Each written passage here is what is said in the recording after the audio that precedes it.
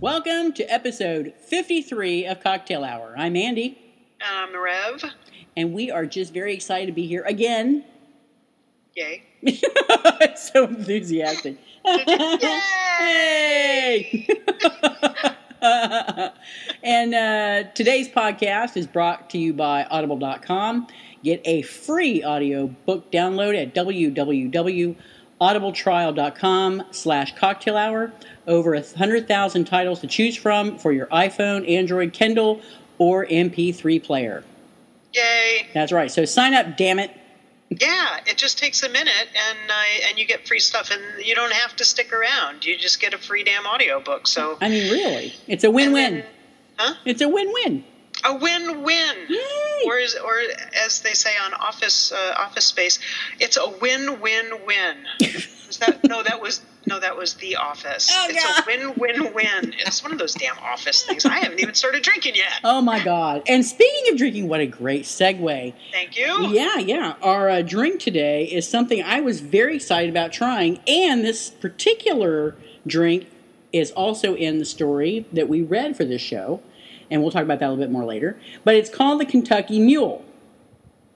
I'm like, oh, I gotta try this. Something like a mule with a kick. I gotta try it.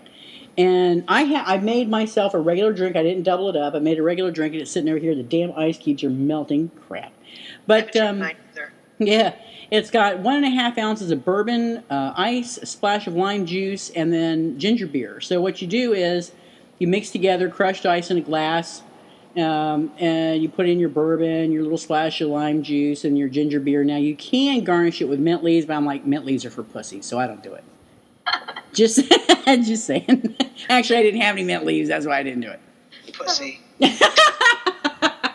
Oh, goodness. So are we going to try our drink now? I just did, and I'm not a fan of bourbon. I was sure I wasn't going to like this, and I had to go to 2 different stores to find ginger beer, but it's yummy. I like it. Oh, yes. Ooh, my ice is gross. But yes, the drink is good. I didn't use crushed ice. I just I filled up a 20-ounce big glass. Mm-hmm. That's the one I used for Sex with Jennifer. Ooh, yeah. So I filled it halfway with ice cubes. Used some Jim Beam that I had from a barbecue sauce recipe, a splash of lime, and I put almost the entire bottle of ginger beer in there. Yeah, me too. It's really good. Holy crap! I like this drink. Yeah, mm-hmm. This is, I think, I did like the old fashioned, but I'm not much of a dark liquor one. So good pick. Yeah, good pick, Melissa. Oh, I can chime in now? Good. Yeah, go ahead, chime in. Come on down. Yay. No, I hoped you guys would like it. I have to say, though, that I do have the cubes as well as opposed to the crushed ice. I think that might be the better way to go, Andy. But, either way, I'm sure. Yeah. And who you just heard speak is Melissa Brayden. She is our guest author today. Hi, everybody. Hey. Sorry, I cut you off. Go ahead and say hi again. No, I was just saying, hey, thanks so much for having me on. I'm excited. We're excited you're here. Yay. And this tasty drink, I'm so glad you introduced us to this. I try, I try to be helpful. I thought we already established you're crazy helpful. But not crazy in a bad way. Right. That's too funny. We do have a few winners of the book giveaways, and Rev was going to announce that for us. Yes. So first we had I'm going to do the dog ear audio book giveaway, okay. And if you get a chance, go over to the Cocktail Hour website, and Karen Wolfer, the owner of Dog Ear Audio, put together this really super cute video. Her dog picked the winner. And the way she did it was really cute, and then she does a cocktail with her dog at the end, so make sure that you watch it. It's very cute. The winner is Martha. Yay! Martha! Yay, Martha! So Martha just needs to contact Karen, and then they'll work all that out. Excellent. Now, we also have 2 books from Anne McMahon, a copy of Sidecar and a copy of Aftermath. And normally, I let the winners know before we record, but I know both of these people, and I wanted to make them suffer. So... Evil. I know. They're both forum folks, so I'm really excited about it. Yeah. The winner of Sidecar is my friend Elena, who has entered every single giveaway that we have had on Cocktail Hour and has never won a thing. Oh, wow. So I'm very happy that Elena won. And then the winner of Aftermath is Pat Bain. Oh, wow. So, yeah, congratulations Sweet. to Elena and Pat. Yep. And I've already sent your info over to Ann McMahon, and she will be in touch with you. That's sweet. Wow. Cool. And we're going to have more giveaways today because Melissa Brayden is super awesome. Well, Melissa Brayden is a rock star. She's super pretty. She's like an award-winning author. I mean, is there anything she can't do? Seriously. Oh, shucks. Can you yodel? No. Oh, okay. I know. I think you found my weakness. I have a gift. It's on the to-do list. Yodeling. That'd be fabulous. Maybe when your next book comes out, you'll have that down. Yeah, that's what I'll call it. Those who yodel. Yeah. Fantastic. No problem. I can do this. I accept the challenge. Oh, goodness Awesome. gracious. Awesome. Yay. Yeah, and just a little 411 about Melissa, because I'm sure she doesn't want to talk about herself. Yeah, her website says she actually does like to talk about herself, but really in the third person. So she's very, very unique in that respect. Generally, that's preferable. Yeah, third person. She received her bachelor's degree in film production and speech communication from Baylor University, and she currently works as a theater director at the Performing Arts Center of one of the largest high schools in the state of Texas, and a job she completely enjoys. She's married and works really hard at remembering to do her dishes, and she loves spending time with her little cute, I'm sure, Jack Russell Terriers, and checks out the New York City theater scene several times a year. And she's just fabulous all the way around, quite frankly. And coffee is her best friend if you don't know. Yep. And a little secret insider track, she's also a fabulous dancer, which I found out at GCLS Con.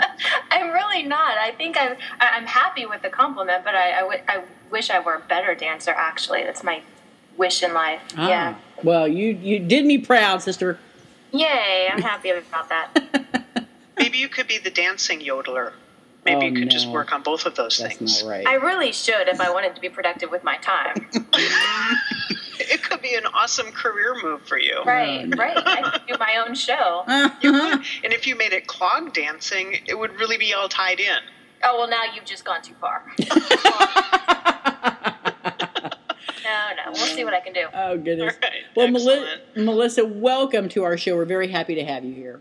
Thank you. You guys are kind of famous, so I'm happy to be here. Oh, Oh. you know how to just pluck those strings, don't you? Well, we were going to give you a really shitty review for your book, but now... Don't even. That's not right.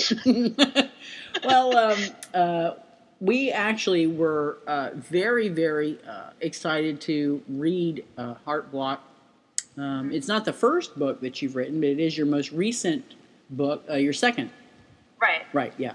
And I can't wait to get to it and discuss it. Do you want to do a summary of the story for us? Well, I want to play by the rules. Is that how it works? Well, we sometimes get the authors to do it. Sometimes Rev does it.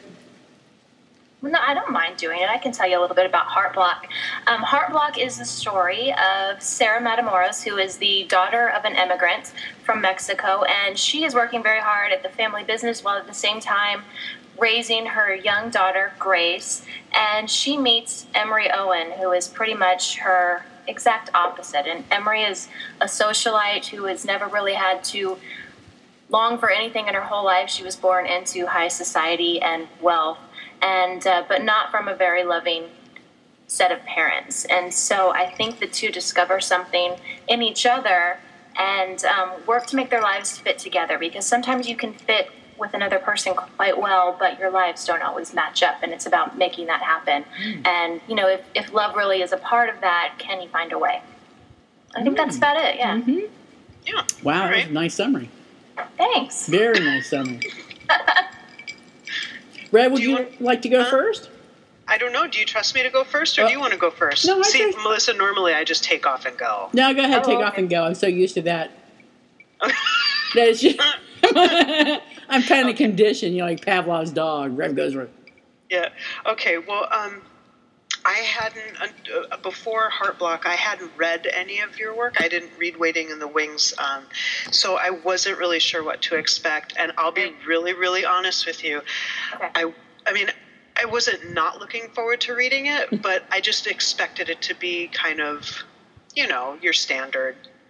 Sure. Yeah. Traditional romance. So, I was so happy that when I first start reading it, the story engaged me immediately, and I just kind of fell in love with the characters right off the bat. And Andy and I, we were talking about it as we were reading it, and honestly, we started talking about it, kind of chatting within the first couple of chapters, and we both, it's really weird, we both had the exact same reaction to the feel of your writing, and that is, it reminded us of our favorite Susan Maher books. Oh, great.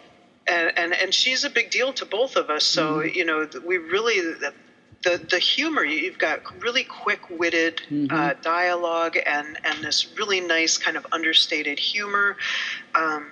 That it was such a nice surprise to just really get into the story right away, and I've already been recommending it to loads of people. So, well, that's great to hear. I am actually a fan of Susan's work as well, so I love to hear that comparison. I find it very complimentary, and I'm happy to hear that you like the book. Yay!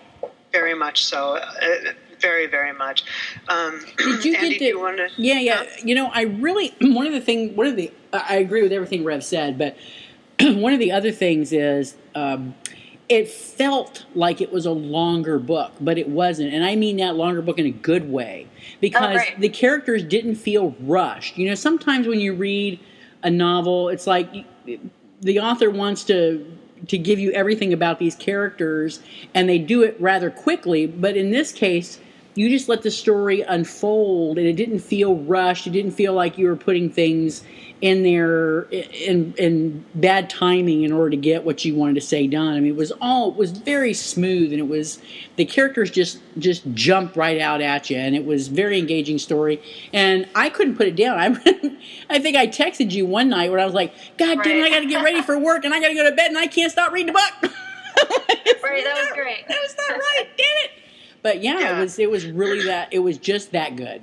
Well, I'm happy to hear that it came off well. It was intimidating for me a little bit, because the first book that I wrote was written in first person, and I think that comes a little more natural to me. And so when I set out to write Heart Block, I felt that there was somewhat of a learning curve with the third person narrative and the points of view. So I was nervous, and so now that it's out there everywhere now, and I'm just starting to get feedback trickling in, and so it's kind of a sigh of relief to hear that people are enjoying it. Mm-hmm. Yeah. Now, and I read, just very quickly, I don't want to get into it, but I read Waiting in the Wings. I started it yesterday, and I finished it today. Oh, you're fast. It grabbed me too, but I did like Heart Block more. Really? Great. Okay. I think having it be, and normally I don't really pay too much attention to first person or third person. I don't really have a big preference, so it's not something that that throws me off or anything like that. But I mean, I went immediately from Heart Block to Waiting in the Wings, like maybe a half an hour. Oh my God! Wow. It was kind of jarring when because I didn't realize that it was in first person. But I think that Heart Block felt deeper, and maybe that was because we got to know Emery and Sarah very deeply. I thought, and I really like you've got a lot of dialogue. I love dialogue. I love good, well-written dialogue, and there's a lot of that in your books, rather than exposition I mean, you do have some detail in there where, and this is where you're not like Susan Maher in a good way, is you don't have a load of extra detail in there. Although I have to say that Almost Heaven, she didn't do that, and I was very happy. That's true. That. I can't wait to talk to her about that particular book. But see, here's where we differ too, and I don't want to make this a Susan Maher show, but I actually like all the extra stuff she puts in there, generally speaking. Yeah, see, for me, I mean, unless it's really enhancing the scene. I mean, I don't care what kind of shirt she had on, because I forget about that. Tell me it's blue. That's good enough for me, and I'll just fill in the blanks. I don't know who any, or I don't really care what kind of coffee you're making or how many scoops you put in. And those are the types of thing that Susan likes to put in. Yeah. But anyway, we'll get back to we'll talk to Susan about. Actually, we already have talked to Susan about that, but. I wanted to say, to start getting into this, that I really like the way that you handled their first meeting, and the fact that neither one of them put two and two together until much, much, much, much, much later. Mm-hmm. Yeah. You really showed Emery right off the bat as being somebody who really feels that she has to be strong and unemotional at all costs, but you allowed that vulnerability to show through. And in addition to that, we got to see that Sarah is she's inherently calm and compassionate, and and that they were able to kind of connect on a really basic human level, and then they didn't even know later. Yeah, and I think sometimes that's true to life. You hear all the time about love at first sight, but I don't think as high a percentage of people experience that as we see in the movies. I think sometimes it's the onion that you unpeel a little bit as you get to know someone and start to see the wonderful qualities that they have, that you're pulled in ever so slowly. And sometimes I think those are the relationships that have the staying power. And I think that in this case, in Heart Block, that's what was happening with these two, is that they're learning about each other and they're learning about sides of life they never had any concept of until the other one showed it to them. And so I think they found something great in that. And you relayed that very, very well in the story. Thank you. You really Sorry, did. I was drinking the ginger beer. As you were talking, mine is rather strong, so if I'm a little freewheeling by the end of this thing, geez. What inspired you to write the story? You mean Heart Block? Yeah. Sorry. Coming off of Waiting in the Rings, I had just written about two women who lived kind of extraordinary lives. Out of the ordinary, they were successful in show business, which, let's be honest, not a huge percentage of people are. And I wanted to write something that was just a little more real to everyday life. And I think Emery still is an exception with her, large amounts of money, but I think their relationship and their day-to-day lives are a little bit more true to what we all experience in our daily grind. And I liked that I was writing about two characters that came from very different places and had very different growing up experiences. And I wanted to write about two people who could find a common ground despite all of that, because really, at the end of the day, we're all human beings. And it's just the rest that all gets in the way. And I was writing something else at the time, which I don't quit anything. Even if I'm reading a book I hate, I feel the need to finish the stupid book that I hate. But I was writing something else, and I think I was like 8,000 words into it. And I don't know why, but just that day, I just got the idea for these characters, and I had to write them immediately. And I think I wrote for hours that first day. Wow. And never looked back and just kept going with this particular story about these women. And in the end, it was a challenge, but I'm really happy with how it came out. And, well, you should be. So are we. Yeah. Yeah. It was a pleasure, really. It was really a pleasure. And I love that little Grace. She is just too damn cute. I have a real life Grace that she was modeled after, and it's my niece, and she's actually a teenager now. But she is so much this little girl. So she was inspired by someone I actually knew. Yeah. I love that little Grace. She is just I love the... that I had made a note that, I love the way that Grace is just so accepting and upfront, and, the scene in the movie theater was just, you are a lesbian. Right. And she was great. And I think kids get a lot more than we give them credit for, Yep. and especially kids nowadays. They're so with it and wise beyond their years with the way our world is constantly changing, and I wanted her to be that. Yeah, she was, when she's, advising Sarah that maybe she ought to pick up Heather Has Two Mommies so she can learn a little something. That was fantastic. It was pretty good. Yeah. I also like the fact that you had Emery doing, her business was something I had never even thought of before. So, I mean, even that in itself was kind of interesting. Mm-hmm. The Newswire, right? Yeah. Yeah. Don't know about Newswires, but they're out there. Yeah. Yeah, and then and I also like that that there was no shyness or hesitation or embarrassment at all when Sarah was discussing any aspect of her mom's business, and when we have that first real confrontation between what did she call her, Viper Barbie, Right.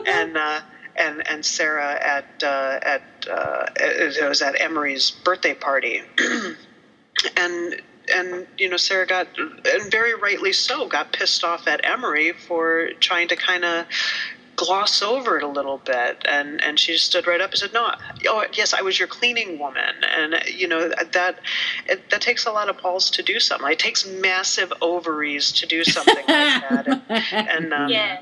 It was really important to me that Sarah know who she is and be happy about it. And I talked in the book about her having trouble wanting to fit in when she was younger, but I wanted her to have made progress and to be proud of her family and where she came from in her older years. It was important. Yeah, and you definitely have that transition, and it was very nice to see. It was very nice to see. One thing I wanted to talk about, and it was the turning point in the relationship between Sarah and Emery are the journals from Emery's mom.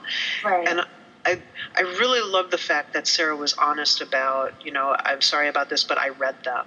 And I thought that was a nice touch, because, a lot of people would have just said, "Oh, I found these," and no, I didn't read them. But and I have to tell you that when Emery sat down and started reading those journals and reading the words that her mom had said, I was at work on my lunch break, eating at my desk, crying. Really? Whoa. Right along with Emery. Yeah. Really? So, you very likely embarrassed me in front of my coworkers. I'm sorry, but not at the same time. I mean, I'm also PMSing, so, but still, I think you really touched you really got to the emotion of it, and it really came through with Emery. You did a great job with that. Thank you. Yeah, she had a journey of her own, I think, and hers was a little more emotional in terms of understanding her mom and where she came from, but who she wanted to be at the same time, and how she can learn from the past. And she was very honest with herself about how cheated she felt. Right. And I thought that was very important. There wasn't just, because it could have just been this cathartic thing like, oh, she really loved me after all. Now I'm going to remember all of the wonderful things, or I'm just going to put it behind me, or whatever. And that's not the way you handled it.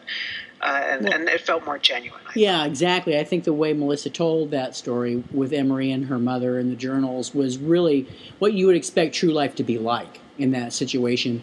And it's really quite sad, and I can see why you cried about it, because, Emery's perception of what her mother was feeling was nothing like what her mother really felt and who she was. And it's just, it was very, very sad. But it was nice that Emery was able to read those journals and get, put the past in better perspective, I guess.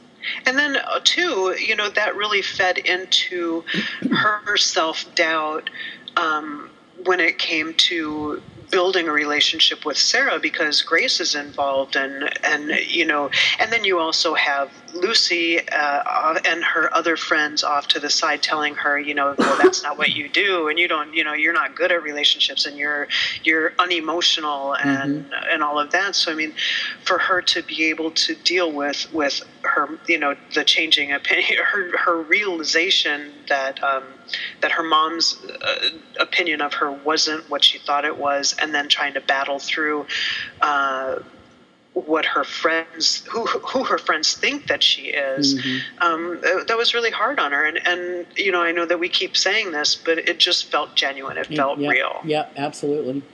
Good. Yeah. That was the goal. I do think that those voices inside your head and the perception of the people around you, what they have of you, can inhibit someone from being who they really want to be. And I think that's what was going on a little bit with Emery, is that she felt she was destined to be her mother, and that was difficult. Yeah. And then to have her develop this relationship with Grace so organically, with the painting and all of that, it felt honest, it felt good. And I cheered, for Emery, because anyway, I just did, and so there you go. I did want to say that that I liked that you brought Adrian into this one just for a second. Just for a second, I had to, yeah. And since I hadn't read Waiting in the Wings until after, when I read the name of the characters, I'm like, no way, I just read her. Oh, so you did remember, having read them in reverse, you remembered that moment? Well, yeah. Oh, I remember. I tend to remember stuff like that. Yeah. Yeah, you have a really good memory, because that was just like a fleeting little glimpse in Heart Block. So I figured if you read them in reverse, I didn't know if you would pick up on it, but that's cool that you did. Yeah. Yay. And then I kind of want to call bullshit on something. Go for it. Okay. So, and maybe it's not a bullshit, and maybe I missed something somewhere. And maybe it is. Go ahead. Okay. So in the beginning of Heart Block, Sarah is telling, or Emery asks where she's from originally, and she says Guatemala. But then throughout the rest of the book, she says, well, I spent my early years in Mexico, and Guatemala is never, ever mentioned again. So if it's not bullshit... I think it was supposed to say Guadalajara. Oh, did it? Did I? Oh, well, maybe... I think it says Guadalajara. Oh, okay, we'll talk remember. amongst yourselves. I'm going to go find it. Oh, gosh. We're going to do a search in iBooks. Damn right. Yeah. If it says Guatemala, I'm going to just blame autocorrect. I don't know. I think you should, yeah. But it's probably me. Maybe I might have been drunk. It starts with a G. What are you going to do? That's awesome. So while she's tearing through her iBook program, Right. are you working on anything else? Anything new? Yeah, like furiously, and like I'm behind. Uh-oh. I'm currently working on How Sweet It Is. It's set in the small town of Applewood, and it's the story of Molly, who runs a bake shop and has lost her partner of many years, but the younger sister comes to town, and I'll leave it there. Okay.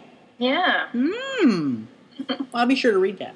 I'm just saying. Well, yeah, I like it so far. There's lots of chocolate involved, and there's just something about a small town that I like. I've never lived in a small town, and I guess I romanticize it in my head. But I'm enjoying the process so far, and I guess the book is about 2/3 finished. And I have to hurry because I have a deadline coming up. Ah, all right. Yeah. Okay, you can call bullshit on me. I was drunk. It does. Yes, it's Guadalajara. It's okay. Yay! Yeah. She had a few tense moments there. I was like, really? I said Guatemala? It's supposed to be Guadalajara. What was I thinking? But we're good. We're good. Good. I was wrong. And I think I've only been wrong. I like less than a handful of times in That's like okay. 2 years. So You're wrong. It's okay. Okay. That's not right. Do you have anything else you want to say, Andy? Oh, no, you pretty much covered everything I was going to say. Every single thing. And that works out nice. I still actually got a few words in edgewise. You did. You talked a lot. I actually did talk a lot. I'm really, really passionate about this book. I really, really like this book. Not many stories anymore keep me up till all hours where I actually get up the next morning and go, damn it! And Melissa Brayden, damn it! You know, or just any book. So it was really a pleasure. Mm-hmm. Awesome. And even though I knew what was going to happen, and how they were going to get back together, but you threw a little twister in there. Mm-hmm. It wasn't. I can't say, but it wasn't exactly for the reason I thought it was going to be. Oh, I can't say. Don't say. Don't want to spoil too much now. Yeah, because this book just came out. If it had been out for a while, then I'd spoiler it up. But you got me a little bit because I think, oh, well that wasn't how I thought that was going to happen. Mm-hmm. Oh yeah, okay. I wish I knew what you were going to say, but I'm glid that you're not spoiling it. So I'll tell you later. You'll tell me later. Yeah, when we stop recording. Did you stop? No. When we stop recording. Oh. Yeah, no, don't spill the beans yet. Hold up. All right. No, I'm going to hold the beans. All right. All right. Well, I don't have anything else, but can we talk about Waiting in the Wings for just a couple minutes? I would love to. I kind of miss Waiting in the Wings. Okay. Well, so Waiting in the Wings is I'll do this one just real quick. Good thing because I haven't read it. Huh? I haven't read it. Well, I'm not going to give anything away. Andy, are you going to read it? Yes, I will. Even though it's first person, I will read it. I bet you won't. Wait, quick question, and I know a lot of people have an aversion to first person. Andy, are you one of them? Yes. So, do you ever get past it, like if you're midway through a book? Well, if I'm reading a book for the show and it's first person, I don't have a choice but to finish it. Mm-hmm. But if I start reading a book that's first person, if it's not done really, really well off the bat, I will shut the book. Gotcha. Yep. But this one also has a second strike against it in the Andy Book of Enjoyment. Oh, no, that's what is that? Right. Time it gaps. has the separation over a period of time and then the get back together. Oh, okay. Oh, I hate those. The only thing that could make it even more so, again, and in the I'm not going to read this because I'm Andy category, is if it was a prison story. It's not a prison one, but we know it's 2 for 3. You're 2 for 3. But I will tell you, because I like your writing style and I really enjoyed Heart Block, that I will read Waiting in the Wings. But is there any first person book you've ever liked? Yes, but they don't come to mind at the moment. Okay. Well, let's think. Now, Mickey Knight's first person, and you like those. Not yes, all of them, but you like the first one for sure. Oh yes, I liked several of them in that series, and then I got to the one where I can't read this anymore and shut it. But I don't remember which one that was. I think it was the fourth one in. I'm not talking to you about that anyway. I know. But yeah, there have been a few extraordinary first person books that I've really, really enjoyed, but they're very, very few and far between. Okay, see, I'm like the opposite. I gravitate to reading first-person books, and I prefer my characters to always be separated and in prison. I would like them to be separated in prison in different cells for years. No, that's not right. And then they get back together in the cafeteria. That's not right. Not right. You put out a book like that, I'll buy 5 or 6 copies. It's my next release. That's fantastic. It's going to be called Separated in Prison in First Person. Oh, my God.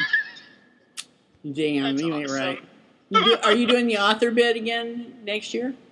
What's that? Are you going to be in the author auction next year? This is a good question. It went well last year. It did. So, it did. Yeah, it went really well. So probably so. Yeah. So listeners, get to GCLS next year because you have to, you have to bid on Melissa. Right. Your checkbook. That's right. I'll bring your checkbook. practice my dance skills in between. So if you yodel, I might set my wife off with Andy, and I might bid on you. What? Oh, I'll be in that bid room just like everybody else. What, are you crazy? Yeah, my wife would kick my ass. Bonus. Well, George Beers usually gets that for bid every year too. Hint, Should hint, I have to hold I might have to hold the checkbook for and AJ from now on. That's awesome. So, are we ready to play the game? No, want to talk about the damn book for a Oh, minute? I forgot you went. Sorry. Sorry. I totally No, it wasn't your fault, Melissa. You're the guest. You don't have to take blame. Andy, shut up. What? That wasn't you. That you're not done. That's it. No. All right, I'm gonna go back to drinking. All right, that sounds like a Talk good idea. amongst yourselves. All right, so Waiting in the Wings. It's about Adrian Kenyon, who's a former child star, and Jenna McGovern.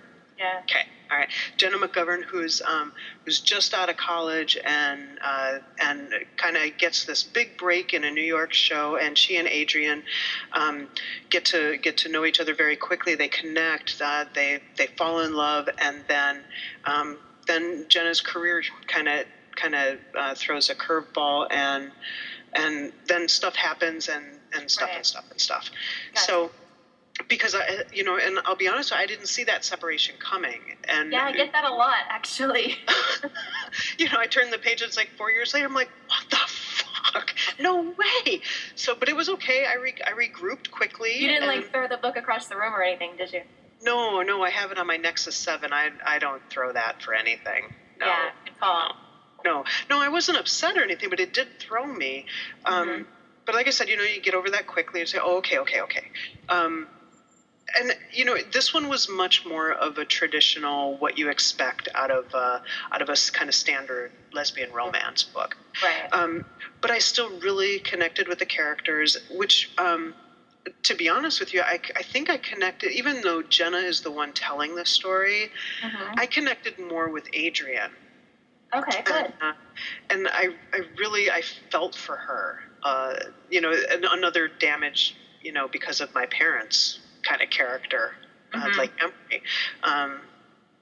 But I don't know. But I did like it, and I liked the. I like you've got the bad guy in there, and the straight best friend, and who was hilarious. Good. What the hell was her name? Lainey, right? Lainey, right. Yeah. She really brought something to the story, kind of the devil's advocate kind of person to the story. She was great. But anyway, I don't want to talk a lot about it, but I just wanted to let you know that I did enjoy it. But I definitely, you seem to have gotten, Heart Block is deeper, I thought, and had a more, I don't want to be condescending or anything like that, so I hope you don't take it that way, but it had more of a mature feel to it. I appreciate that, actually, and I know some people are hesitant to say which, when you have 2 books out rather than just, some people have 30, but I have 2, so people hesitate to say which they like better, but what they don't realize is it doesn't bother me which you prefer, and it seems like I'm hearing a lot about people's personal preference, and I can take it either way, but what I feel is that Waiting in the Wings taught me a lot, and coming from, I work in theater and I teach and direct theater, and a huge part of what my job is on a day-to-day basis is accepting criticism and taking it and working it into the product. And I think I've paid very close attention to the letters and the email and the Facebook messages I've gotten regarding Waiting in the Wings and the things that people liked about it or didn't. And I tried to really take those things to heart, and I got a lot of comments about, I really like your dialogue in this book, so I made a conscious effort to write more dialogue in Heart Block, thanks to that effect. So I hope there's growth from one book to the other. That was the goal. Yeah, and there should be, absolutely, and that's one of the reasons that I'm really looking forward to reading your next one, and that happens a lot. There are a lot of writers that I think the perfect example that I think of whenever I'm talking to somebody about really big growth from book to book as they progress is Jill McKnight. If you read Falling Star or Green-Eyed Monster, and then you read her even her standalone Cool Side of the Pillow, there's a huge difference, and that's how that's how I can tell when somebody is really honestly taking their craft seriously, and they want to put out something that the audience is really going to love, and it's not just getting a story out of your head. It's really taking the time to hone your craft. And if I can notice the difference between somebody's first book and their second book, I can't wait until 4 or 5 books down the line, you know? Well, yeah, I think it's always a learning process for me, and I hope it continues to be that, because that is how you improve, and just by reading too. I'm an avid reader, and I continue to read my favorites and pick up on what's working and what's not, and so it's probably a never-ending process. Well, yeah, absolutely. Well, thank you very much for giving me several days worth of great enjoyment and stress relief. It was a bitch of a week at home and at work. Pleasure, so, so thank you. You're welcome. Andy, wake up. We're done. Oh, okay. I'm back. Okay, good. Well, I didn't. He's on here, really good. Yeah. Well, I didn't want to listen, so I'm doing other things. So that it didn't spoil my enjoyment of reading that book. Just saying. Good. Yep. Okay, so now we can play the game. Yes. What game are we playing? Yeah, we're gonna play Who Would You Fuck? Okay. Now, Rachel Spangler said that you need to fuck one of her characters. Oh, that's right. I like that tour guide she wrote about. I'll tell you that. I know. That's who we all picked. I know. We picked. Yep. Oh no, I picked the mother. What? Did you just dribble on your chin? You took one for me. That's right. Yeah, I did. Usually I pick the moms, just because it's this old running joke, and so this time I wasn't going to take the mom because there wasn't a very good description of her, and so Andy decided to take the mom. Actually, nice? Didn't I say I would take the mom and the? Yeah, that's just yeah. I mean, no. Okay, moving on. All right, so Melissa, you go first. What are we choosing from? Are we choosing from Heart Block? Yep. We are choosing from Heart Block. I think you can choose from Heart Block or Waiting in the Wings. No, she can't choose from Waiting in the Wings. I didn't read it. Fine. Heart Block. Thank you. So I'm limited to Heart Block. Okay. Yep, you're limited, sister. From Heart Block, it's hard. I'd probably have to say Emery, and let me tell you why. Okay. Because I think I put too much of myself in Sarah. And even though Sarah, type-wise, is probably what I should go for, it just seems wrong because it's too much of me. Rachel seemed to think that was totally fine. Yeah, Rachel really? did think. Mm-hmm. Yeah, she picked herself. That's right. She didn't pick the. She picked herself. Yeah, she did. Awesome. Mm-hmm. Yeah. Okay. So I could argue either way for different reasons, but probably the truer to life thing is Emery is less like me, and I did write someone that I had qualities I could be attracted to, so I would have to go with Emery. Oh, good choice. Good choice. Yep. Rev? I would pick Sarah, and I'm a little uncomfortable now that you said that. No, please. But I would awesome. Yes, for every possible reason, I would pick Sarah. So that's good. You go. Now, but I'm going to say, if I was allowed to pick out of Waiting in the Wings, I would have picked Adrian. Yeah, I think if I had been allowed. I see how y'all are. I might have too. Uh-huh. Well, right. We'll go out on a date some other time when Andy's not around, and we'll take Adrian. There we go. Perfect. It's a date. We'll do it. Excellent. Andy? I would have to pick Emery, although, interestingly enough, Emery and I share a cold mother. Okay. Well, you could talk about it over here. Yeah, exactly. We could commiserate. Exactly.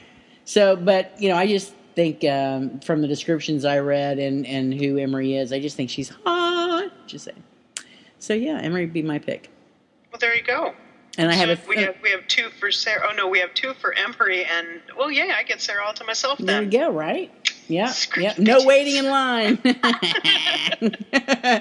But blondes are my Achilles heel, so that's just sauce for the goose there. Nice. Just saying. Mm-hmm.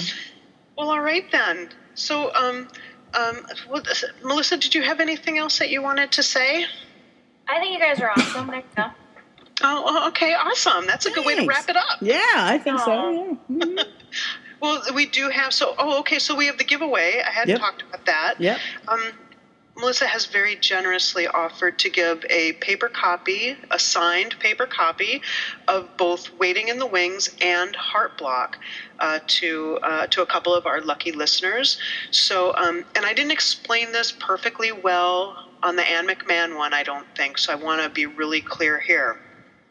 If you only want to be entered for one of the books, you need to tell me which one you want to be entered for. If you don't tell me specifically, I'm going to put you in for both. Or you can just say, enter me for both. But like this morning, it took me 15 minutes of agonizing, trying to figure out, did they really want this one or did they want that one? So don't make life hard. So do yourself a favor is what Rev is saying. Yeah, tell me what you want. Tell me what you want and I'll make it happen. Like Spice Girls. Oh, don't make me break out in song. Don't make me break out in song. Don't do it. Oh, have you not sang yet? No, I haven't sang. Tell I me might what already be dancing. you really, really want. Yeah, that's kind of a hard one to sing without music, though. Mm-hmm. No, it isn't. Yeah, it is. You big baby. I'm a big baby. Seriously, you're not going to sing? How does that work? I don't even know how to function. I'm not going to sing. Well, the show's not over yet. That's true. Mm-hmm. That's true. Okay, so when is our next show? Oh, the 1st. Well, okay, so we're recording again on the 1st. We have no guest. It's me and Andy. Woohoo! Oh, and okay, because we're not going to have a guest, and as Elena on the forum says, our listeners are greedy. We're still going to do giveaways. You're going to get cocktail hour merchandise. Nice. Right. So you have to just come back and see this. I'm getting kicked. I'm getting kicked by the Mule. Yeah, I know. This Mule is strong. Woo! Oh, and I forgot. For you, the listeners of Cocktail Hour Podcast, Audible is offering a free audiobook download with a free 30-day trial to give you the opportunity to check out their service. Our listeners may enjoy downloading Codename Verity by Elizabeth Weiss or Ghost Map by Stephen Johnson. To download your free audiobook today, go to audibletrial.com/cocktailhour. Again, that is audibletrial.com/cocktailhour for your free audiobook. And I'm going to say that anybody who is not a part of the Mostly Lesfic Goodreads group, you need. I've been told that you have to read Codename Verity, and I just got my audiobook yesterday and started it. It is incredible. Really? It's really good. Let me read the back of it a little bit for you, okay? Because it's really, really good. And the narrator has a super hot Scottish accent, and you know how I feel about Scottish accents. Oh, yeah. Wow. That's a win-win. Holy mackerel. Yeah, she's being tortured by the Gestapo, and all I can think of is, oh, my God, I just want to hear your voice. Well, okay. Oh, this is kind of long. Okay, so October 11th, 1943, a British spy plane crashes in Nazi-occupied France. Its pilot and passengers are best friends. One of the girls has a shot at survival. The other has lost the game before it's barely begun. When Verity is arrested by the Gestapo, she's sure she doesn't stand a chance. As a secret agent captured in enemy territory, she's living a spy's worst nightmare. Her Nazi interrogators give her a simple choice: reveal her mission or face a grisly execution. Damn. Okay, well, I'm going to have to quit reading because the booze is kicking in. But, so like the first half of the book is told from one person's point of view, and then the second part of the book is told from the other person's point of view. But it's really very, very well done. And the author has been involved in conversation on the Goodreads group they've been talking about this book for, it's got to be a couple of months now. And it just keeps going and going. And I have not heard a single bad thing about it. I think it's classified as a young adult book. And I got her damn name wrong. It's Vine, Wein, not Vice. So anyway. What's the title of the book again? Codename Verity. Okay, got it. Yeah, it's supposed to be great. And you can I am enjoying it quite a bit. This is an audio book or a regular book? Both. Ah. I bought the ebook through Amazon, and then I haven't had time to read it, and they're all bitching at me. Why won't you read the damn book? And well, because I know it's going to make me cry. I've been emotional. I don't have time. Andy's busting my chops with all these freaking guests. I mean, all these wonderful guests. I got all this reading to do, and so finally, like I said yesterday, I went and got the audiobook, and I started it right away. I think it's 10 hours. Wow. On audiobook, but it's really good. I might get the audiobook. Mm-hmm. Yeah, I might do awesome. that. Yep. I'm still listening to Swan Song 30 hours. Still listening to Swan Song. But Rev asked me to suggest a book from Audible. And I have bought Ghost Map quite a while ago, and it's excellent. So if you like nonfiction, listeners, you will, and you like historical nonfiction, you will really enjoy this. It's a historical account of the worst cholera outbreak in Victorian London, and a brilliant exploration of how Dr. John Snow's solution revolutionized the way we think about disease, cities, science, and the modern world. Oh, I heard something about that on NPR, not just, I think it was last year. It's where excellent. They were mapping out all that stuff. Yeah, it sounded really, really interesting. It's excellent. You will not be sorry if you get it. Wow. Well, there you go. So audibletrial.com/cocktail hour and get one of these books for free. Doesn't cost you a thing, and you're helping to allow us to give you like mugs and keychains and coasters and that's right, and a website. Yep, and a website. Just the important stuff, Important stuff that makes this show happen. That's right. All right. Well, I think we're done hawking crap. I think we're done hawking crap, but I did want to ask Melissa if anybody wants to send you an email to tell you how much they loved your stories and why. Do you have an email address for our listeners? Yes, I'm a Gmail girl, so if you send it to Melissa Brayden, all one word, at gmail.com, I will get it, and I'm really good at writing back too, so I'll be happy to do that. I love sharing ideas and hearing opinions. Awesome. Will you write back in first person or third person? Will there be a time gap? Oh my God! Will you write us back from prison? Oh my God! Yes, all of those will be included. There'll be yodeling and dancing involved too. Oh my God! Melissa's website is www.melissabrayden.com, and that is Braydn, by the way, in case people don't know how to spell Brayden. I'm just saying. Thanks. And you'd be surprised. I used your name in a hangman on the forum, and there were like 3 or 4 different versions of it, and finally I just had to give it to him. Oh, because it's tricky. So tricky. Yeah. So it tricky. is. It's no. This has been a really fun show, and I love this mule. Woo! I do too. I might have another one when we get off of this. I'm thinking the same thing. Yeah, I'm there thinking you go. I'd pass out.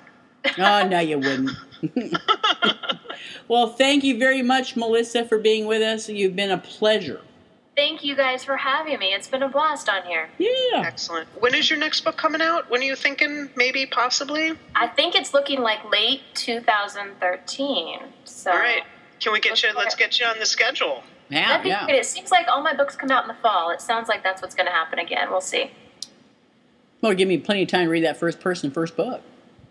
It might take you some time, too. You're going to be like, darn it, there's a time gap. Slam the book. 4 years later. I'm not doing this. Yeah. That's not right. All right, say goodnight. Good Good night.